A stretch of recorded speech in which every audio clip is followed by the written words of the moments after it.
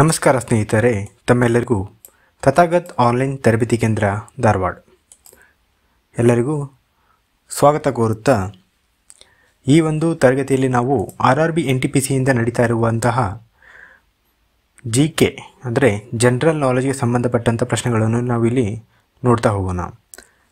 ಈ ಒಂದು ವಿಡಿಯೋದಲ್ಲಿ 13 ಜನವರಿ ದಂದು ನಡೆದಂತಹ ನಮಗೆ ದೊರೆತಂತ ಪ್ರಶ್ನೆಗಳನ್ನು ನಾವು ಇಲ್ಲಿ ನಿಮಗೆ ಡಿಸ್ಕಷನ್ ಮಾಡ್ತಾ ಹೋಗ್ತೇನೆ.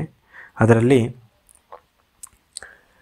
ಇದು 13ನೇ ತಾರೀಕು ಕೊನೆಯ ಒಂದು ದಿನ ಆಗಿತ್ತು. ಫಸ್ಟ್ ಶಿಫ್ಟ್ನಲ್ಲಿ ಇದೊಂದು ಕೊನೆಯ ದಿನ ಆಗಿತ್ತು ಮತ್ತು ಇದೇ ರೀತಿ ನಿಮಗೆ ಮುಂದೆ ಈಗ 16ನೇ ತಾರೀಕಿನಿಂದ ನಿಮಗೆ 27 ಲಕ್ಷ ಜನರಿಗೆ ಮತ್ತೆ ಹಾಲ್ ಟಿಕೆಟ್ ಬಂದಿದೆ. ಅದು ಸೆಕೆಂಡ್ ಫೇಸ್ನಲ್ಲಿ ಆಗ್ತಾಯಿದೆ. ಇದು ಫಸ್ಟ್ ಫೇಸ್ನಲ್ಲಿ ನಡೆದಂಥ ಕೊನೆಯ ಶಿಫ್ಟು 16ನೇ ತಾರೀಕಿನಿಂದ ಮತ್ತೆ ನಾವು ಕಂಟಿನ್ಯೂ ಮಾಡೋಣ. ಈಗ ಪ್ರಶ್ನೆಗಳು ನೋಡೋಣ. ಮೊದಲನೇದಾಗಿ ಇಲ್ಲಿ ನೋಡಿ, ಇವು ಪ್ರಶ್ನೆಗಳು ಸರಳವಾಗಿದ್ದವು. ಮೊದಲನೇದಾಗಿ ಜವಾಹರ್ಲಾಲ್ ನೆಹರು ಅವರ ಬಗ್ಗೆ ಇದೆ. ಇದು ಏನಂತಂದರೆ 1929 INC ಅಂದರೆ ಇಂಡಿಯನ್ ನ್ಯಾಷನಲ್ ಕಾಂಗ್ರೆಸ್ ಅಧಿವೇಶನದ ಅಧ್ಯಕ್ಷರು ಯಾರಾಗಿದ್ದರು? ಸರಳವಾದ ಪ್ರಶ್ನೆ ಇದು. ಬಂದುಬಿಟ್ಟು ನಿಮಗೆ ಜವಾಹರ್ಲಾಲ್ ನೆಹರು ಅವರು. ಯಾರು? ಜವಾಹರ್ಲಾಲ್ ನೆಹರು ಅವರು. ಮುಂದಿನ ಪ್ರಶ್ನೆ ನೋಡಿ, ಭಾರತದ ಮೊದಲ ಮಹಿಳಾ ICC ಮ್ಯಾಚ್ ರೆಫರಿ ಯಾರು? ಇದು ಬಂದು ನಿಮಗೆ ಆನ್ಸರು GS ಲಕ್ಷ್ಮಿ. ನೋಡಿ, ನೀವು ನಮ್ಮ ಚಾನಲ್ನ ಫಾಲೋ ಮಾಡ್ತಾ ಇದ್ದರೆ ಇದು ACF assistant conservator of forest prelims 2020 part 2 ವಿಡಿಯೋದಲ್ಲಿ ನಾನು ಈ ಒಂದು ಪ್ರಶ್ನೆ ನಾನು ನಿಮಗೆ ಅನಲೈಸಿಸ್ ಮಾಡಿದ್ದೆ ಮತ್ತು ಆನ್ಸರ್ ಕೂಡ ಹೇಳಿದ್ದೆ. ಅದೇ ರೀತಿ ನಿಮಗೆ ನೆಕ್ಸ್ಟ್ ಮುಂದಿನ ಪ್ರಶ್ನೆಯೂ ಕೂಡ ಯಾವುದು? ಸಸ್ಯಶಾಸ್ತ್ರದ ಪಿತಾಮಹ ಬಂದುಬಿಟ್ರೆ ನಿಮಗೆ ಥಿಯೋಫ್ರಾಸ್ಟಸ್. ಯಾರು? ಥಿಯೋಫ್ರಾಸ್ಟಸ್. ಇದು ಕೂಡ ನಿಮಗೆ ACF ಪ್ರಿಲಿಮ್ಸ್ನ ಹೇಳುವಾಗ ಡಿಸ್ಕಷನ್ ಮಾಡಿದ್ದೆ. ಈ ಕ್ವಶನ್ ಕೂಡ ನಾನು ಅಲ್ಲಿ ಡಿಸ್ಕಷನ್ ಮಾಡಿದ್ದೆ. ನೋಡಿ, ಮುಂದಿನ ಪ್ರಶ್ನೆ, ಯುನೈಟೆಡ್ ನೇಷನ್ UNOದ ಡೇ ಯಾವಾಗ, ದಿನಾಚರಣೆ ಯಾವಾಗ ಆಚರಿಸೋಣ? ಇದು ಬಂದುಬಿಟ್ಟು ನಿಮಗೆ ಅಕ್ಟೋಬರ್ 24. ಇಲ್ಲಿ ನೋಡಿ, ಮುಂದಿನ ಪ್ರಶ್ನೆ, ಏಕತೆ ಸ್ಟ್ಯಾಚ್ಯೂ ಆಫ್ ಯೂನಿಟಿ ಇದೇನಿದು? ಸ್ಟ್ಯಾಚ್ಯೂ ಆಫ್ ಯೂನಿಟಿ ಕೇಳಿದ್ದಾರೆ. ಸ್ಟ್ಯಾಚ್ಯೂ ಆಫ್ ಯೂನಿಟಿ ಯಾರ್ದದು? ಸರ್ದಾರ್ ವಲ್ಲಭಾಯ್ ಪಟೇಲ್ ಅವ್ರದ್ದು. ಎಲ್ಲಿದೆ ಅದು? ಯಾವ ರಾಜ್ಯದಲ್ಲಿದೆ ಅಂತ ಕೇಳಿದ್ದಾರೆ. ಇದು ಬಂದುಬಿಟ್ಟು ನಿಮಗೆ ಗುಜರಾತ್. ಎಲ್ಲಿದೆ? ಗುಜರಾತ್. ಓಕೆ. ಮುಂದಿನ ಪ್ರಶ್ನೆ, ನೀತಿ ಆಯೋಗ ಯಾವಾಗ ಸ್ಥಾಪನೆಗೊಂಡಿತು? ಇದು ಕೂಡ ನಾನು ನಿಮಗೆ ACF ಪ್ರಿಲಿಮ್ಸು ಇದು ನಿಮಗೆ ಪ್ಲೇ ಲಿಸ್ಟ್ನಲ್ಲಿ ಸಿಗುತ್ತೆ. ನಮ್ಮ ವಿಡಿಯೋ ಚಾನಲಲ್ಲಿ ಹೋದರೆ ನಿಮಗೆ ಪ್ಲೇ ಲಿಸ್ಟಲ್ಲಿ ಸಿಗುತ್ತೆ. ನೋಡಿ, ತುಂಬ ಇಂಪಾರ್ಟೆಂಟ್ ಒಳ್ಳೆಯ ರೀತಿಯಲ್ಲಿ ನಾವು ಇದನ್ನು ಅನಲೈಸಿಸ್ ಮಾಡಿದ್ದೇವೆ. ಯಾವ ರೀತಿ ನೀವು ಒಂದು ಪ್ರಶ್ನೆ ಪತ್ರಿಕೆಯನ್ನು ಓದ್ಕೋಬೇಕು ಮುಂಬರುವ ಪರೀಕ್ಷೆಗಳಿಗೆ ಅನ್ನುವುದನ್ನು ಈ ಒಂದು ವಿಶ್ಲೇಷಣೆ ಇದು ಮತ್ತು IAS 2020 ಪ್ರಿಲಿಮ್ಸ್ ಇದು ಕನ್ನಡದಲ್ಲಿ ಮಾಡಿದ್ದೇವೆ. ಎಲ್ಲಿ? ಕನ್ನಡದಲ್ಲಿ ಮಾಡಿದ್ದೇವೆ ಸಂಪೂರ್ಣ ಪ್ರಶ್ನೆ ಪತ್ರಿಕೆ. ಇವುಗಳನ್ನು ನೀವು ಓದುವುದರಿಂದ ನಿಮಗೆ ಯಾವ ಎಲ್ಲ ಆಯಾಮಗಳಲ್ಲಿ ನಿಮಗೆ ಓದಬೇಕು, ಹೇಗೆ ಓದಬೇಕು ಅನ್ನೋದು ಕೂಡ ನಾವು ಇಲ್ಲಿ ತಿಳಿಸಿಕೊಟ್ಟಿದ್ದೇವೆ. ಈಗ ನೀತಿ ಆಯೋಗ ಯಾವಾಗ ಪ್ರಾರಂಭವಾಗಿತ್ತು ಹೇಳಿ? ಎಲ್ಲರಿಗೂ ಗೊತ್ತಿದೆ. ಇದು ಸುಮಾರು ಬಾರಿ ನಿಮ್ಮ PSIನಲ್ಲಿ ಕೇಳಿದ್ದಾರೆ. ಇವಾಗ 1 ಜನವರಿ 2015. ಇದೊಂದು ಇಂಪಾರ್ಟೆಂಟ್ ಪ್ರಶ್ನೆಯಾಗಿದೆ. ನಾವು ನೀತಿ ಆಯೋಗದ ಮೊದಲ CEO ಯಾರು ಕೇಳಿದ್ದಾರೆ? ಇವರು ನೀತಿ ಆಯೋಗದ ಮೊದಲ CEO. ಇದು ಬಂದುಬಿಟ್ಟು ನಿಮಗೆ ಶಿಂಧುಶ್ರೀ ಕುಲ್ಲರ್. ಹಾಗಾದರೆ ಸ್ನೇಹಿತರೆ, ನೀವು ನನಗೆ ನಿಮ್ಮ ಸೀರಿಯಸ್ನೆಸ್ಸನ್ನು ನೋಡೋದಕ್ಕಾಗಿ ಯಾರು ಪ್ರಸ್ತುತವಾಗಿ ಯಾರು CEO ಇದ್ದಾರೆ ಅಂತ ಹೇಳಿ ನನಗೆ ಈಗ ಪ್ರೆಸೆಂಟ್ CEO ಯಾರಿದ್ದಾರೆ ನೀತಿ ಆಯೋಗ ಅಂತ ಕಮೆಂಟ್ ಮಾಡಿ ತಿಳಿಸಬೇಕು. ಏನು ಮಾಡಬೇಕು? ಕಮೆಂಟ್ ಮಾಡಿ ತಿಳಿಸಬೇಕು. ರೆಪೋ ದರವು ಯಾವ ರೀತಿಯ RBI ಸಾಧನವಾಗಿದೆ? ಇದು ಯಾವ ರೀತಿ ಸಾಧನವಾಗಿದೆ? ಟೂಲ್ ಅಂತ ಹೇಳ್ತೇವೆ ನಾವು. ಇಂಗ್ಲೀಷ್ನಲ್ಲಿ ಸಾಧನ ಅಂದರೆ ಟೂಲ್ ಅಂತ ಹೇಳ್ತೇವೆ. ಇದು RBI tools, monetary policy tools ಅಂತ ಬರುತ್ತೆ. ಅದು ವಿತ್ತೀಯ ನೀತಿಯ ಸಾಧನಗಳು. ಅದರಲ್ಲಿ ರೆಪೋ ರೇಟ್ ಇದೇನಿದೆಯಲ್ಲ, ಇದು ಕೂಡ ನಿಮಗೆ ನಾನು ACF ಪ್ರಿಲಿಮ್ಸ್ ಪಾರ್ಟ್ 1ನಲ್ಲಿ ಅತಿ ಸರಳವಾಗಿ ತಿಳಿಸಿಕೊಟ್ಟಿದ್ದೇನೆ. ಅಲ್ಲಿ ಕೂಡ ನೀವು ಇದನ್ನು ನೋಡ್ಕೋಬಹುದು. ರೆಪೋ ರೇಟ್ ಬಗ್ಗೆ ರೆಪೋ ರೇಟ್ ಬಗ್ಗೆ ನಿಮಗೆ ಅಲ್ಲಿ ಪ್ರಶ್ನೆ ಕೇಳಿತ್ತು. ಹೆಚ್ಚಾದರೆ ಕಡಿಮೆ ಆದರೆ ಹೇಗೆ ಆಗುತ್ತೆ, ಒಂದು ನಮ್ಮ ಆರ್ಥಿಕ ವ್ಯವಸ್ಥೆ ಮೇಲೆ ಪರಿಣಾಮ ಎನ್ನುವುದರ ಬಗ್ಗೆ ಆ ಒಂದು ಪ್ರಶ್ನೆಯನ್ನು ನಾನು ಹೇಳುವಾಗ ನಿಮಗೆ ಇದು ಕೂಡ ನಾನು ಅಲ್ಲಿ ಹೇಳಿದ್ದೆ. ಪರಿಮಾಣಾತ್ಮಕ ಸಾಧನ ಎಂದರೆ ಕ್ವಾಂಟಿಟೇಟಿವ್ ಟೂಲ್ ಅಂತೇವೆ. ಇಂಗ್ಲೀಷ್ನಲ್ಲಿ ಏನಂತೇವೆ? ಕ್ವಾಂಟಿಟೇಟಿವ್ ಟೂಲ್ ಅಂತ ಹೇಳ್ತೇವೆ. ನೋಡಿ ಮುಂದಿನ ಪ್ರಶ್ನೆ. ಹಿಮಾಚಲ್ ಪ್ರದೇಶ ಇದೆಯಲ್ಲ, ಈಗ ನಾವು ಕರ್ನಾಟಕ ರಾಜ್ಯೋತ್ಸವ ಆಚರಿಸ್ತೇವಲ್ಲ, ಹಾಗೆ ಅವ್ರದ್ದು ಒಂದು ದಿನ ಇದೆ ಹಿಮಾಚಲ್ ಪ್ರದೇಶದ್ದು. ಹಾಗೆ ಇದು ಡೇಟ್ ಕೇಳಿದ್ದಾರೆ. ಇದು ಯಾವಾಗ? 15 ಏಪ್ರಿಲ್. ಹಾಗೆ ನಾವು ಕರ್ನಾಟಕದ ಯಾವಾಗ ಮಾಡ್ತೇವೆ? 1 ನವೆಂಬರ್.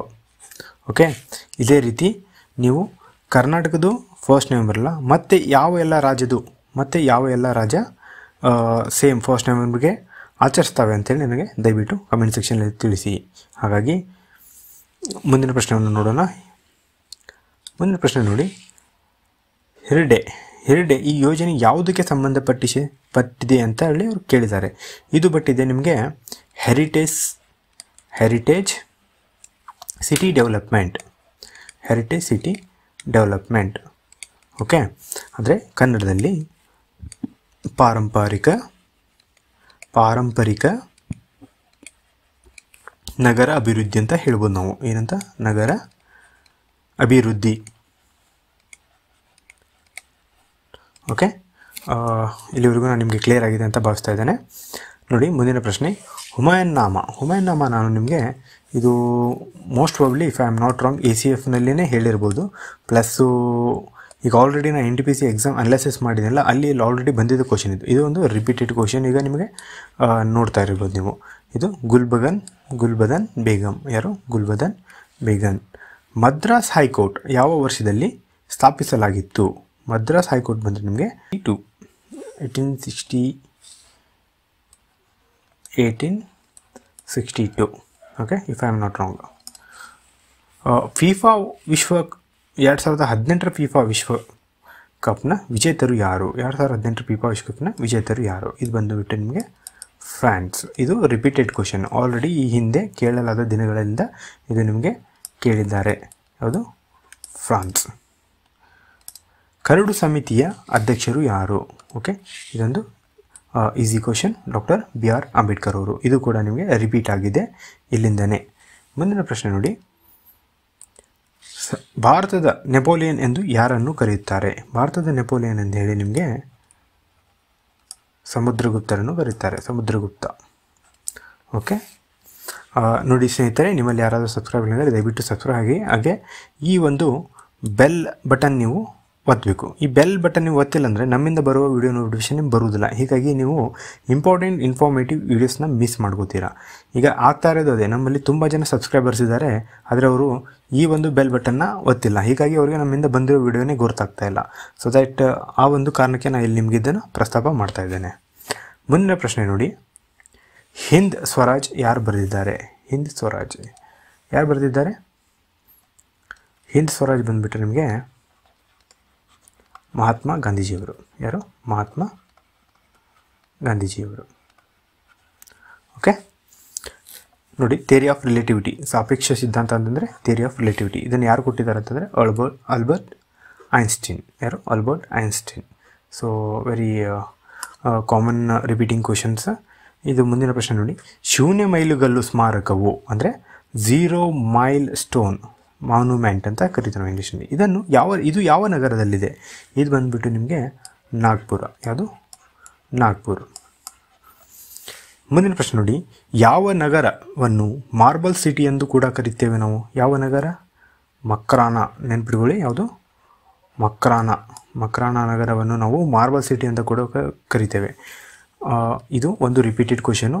French open men's. ಯಾವುದು? ಮೆನ್ಸ್. ಯಾರು ಗೆದ್ದಿದ್ದಾರೆ? Rafael Nadal. ಯಾರು? Rafael Nadal. ನೋಡಿ ಈ ರೀತಿ ಇನ್ಫಾರ್ಮೇಷನ್ ಇದೆಯಲ್ಲ ನಮ್ಮ ಟೆಲಿಗ್ರಾಮ್ ಚಾನಲ್ಗೆ ನೀವು ಜಾಯ್ನ್ ಆಗಿ ಅಲ್ಲೆಲ್ಲ ನಾವು ಇದನ್ನು ಆಲ್ರೆಡಿ ಕೊಟ್ಟಿದ್ದೇವೆ. Okay, we have not made videos at one these things but we have given this all information in our Telegram channels. Please kindly go and join our Telegram channel by the name Tathagat Gs-prep. Okay, Tathagat Gs-prep ಎಂಬ ನಮ್ಮ Telegram ಚಾನಲಲ್ಲಿ ಹೋದರೆ ನಿಮಗೆ ಇವೆಲ್ಲ ಮಾಹಿತಿಗಳನ್ನು ನಾವಲ್ಲಿ message ಮುಖಾಂತರ ಕೊಟ್ಟಿದ್ದೇವೆ. ಇವಾಗ ವಿಡಿಯೋಗಳು ನಾವು ಮುಂದಿನ ದಿನಗಳಲ್ಲಿ ಮಾಡ್ತಾ ಇದ್ದೇವೆ, PSIಗೆ ಟಾರ್ಗೆಟ್ ಮಾಡಿಬಿಟ್ಟು. ಅಲ್ಲಿವರೆಗೂ ನೀವು ಇವುಗಳನ್ನು ಟೆಲಿಗ್ರಾಮ್ ಚಾನಲಲ್ಲಿ ನೀವು ಮಾಹಿತಿಯನ್ನು ಪಡ್ಕೋಬೇಕು. ಅದೇ ರೀತಿ ನಿಮ್ಮ ಸ್ನೇಹಿತರಿಗೂ ಕೂಡ ಈ ವಿಡಿಯೋವನ್ನು ಶೇರ್ ಮಾಡಿ, ಸೊ ದ್ಯಾಟ್ ಹೆಚ್ಚು ವ್ಯೂ ಆದಾಗೆ ಜನಗಳಿಗೆ ಮುಟ್ಟಿದ ಹಾಗೆ ನಮಗೂ ಕೂಡ ಪ್ರೋತ್ಸಾಹ ಸಿಗುತ್ತೆ ಹೆಚ್ಚಿನ ವಿಡಿಯೋಗಳು ಮಾಡಲಿಕ್ಕೆ. ಇಲ್ಲಿ ನೋಡಿ ಫುಲ್ ಫಾರ್ಮ್ ಕೇಳಿದ್ದಾರೆ, JNNURM ಅಂತಂದರೆ Jawaharlal Nehru national urban renewal mission ಅಂತ ಹೇಳಿ. ಇದೇನು Jawaharlal Nehru national urban renewal mission ಅಂತ ಹೇಳಿ. ನೋಡಿ ಸತಿ ಪದ್ಧತಿ ಇತ್ತಲ್ವಾ 1829ನಲ್ಲಿ ಇದು ಅಬಾಲಿಷ್ ಮಾಡ್ತಾರೆ, ನಿರ್ಮೂಲನೆ ಮಾಡ್ತಾರೆ. ಆ ಟೈಮ್ನಲ್ಲಿ ಇದು ಗವರ್ನರ್ ಜನರಲ್ ಯಾರಾಗಿದ್ದರು ಅಂತ ಕೇಳಿದ್ದಾರೆ, ವಿಲಿಯಂ ಬೆಂಟಿಕ್. ಯಾರು? Lord William Bentinck. ಮುಂದಿನ ಪ್ರಶ್ನೆ ನೋಡಿ, ಆರ್ಡರ್ ಆಫ್ ಜ್ಯುಯೆಡ್ ಇದು ಆರ್ಡರ್ ಆಫ್ ಜ್ಯುಯೆಡ್ ಯಾವ ದೇಶದ ಒಂದು ಅತ್ಯುತ್ತಮ ಗೌರವವಾಗಿದೆ? ಇದು ಬಂದುಬಿಟ್ಟು ನಿಮಗೆ UAE ಅಂತಂದರೆ ನಿಮಗೆ ಯುನೈಟೆಡ್ ಅರಬ್ ಎಮಿರೇಟ್ಸ್ ಅಂತೇಳಿ. ಯಾವುದು? ಯುನೈಟೆಡ್ ಅರಬ್ ಎಮಿರೇಟ್ಸ್ ಅಂತೇಳಿ. ಮುಂದಿನ ಪ್ರಶ್ನೆ ನೋಡಿ, ನಿಮಗೆ ಇದೊಂದು UNDPಯ ಫುಲ್ ಫಾರ್ಮ್ ಕೇಳಿದ್ದಾರೆ. ಇಲ್ಲಿ ಫುಲ್ ಫಾರ್ಮ್ ಕೂಡ ತುಂಬಾ ಕೇಳಿದ್ದಾರೆ. UNDP ಅಂತಂದರೆ ಯುನೈಟೆಡ್ ನೇಷನ್ ಡೆವಲಪ್ಮೆಂಟ್ ಪ್ರೋಗ್ರಾಮ್.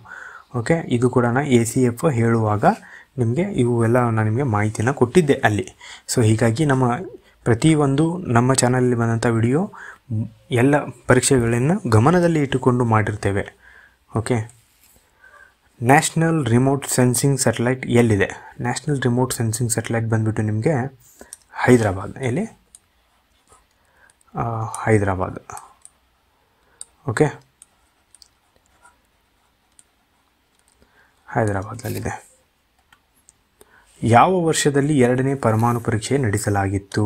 ಅಂದರೆ ಯಾವ ವರ್ಷ?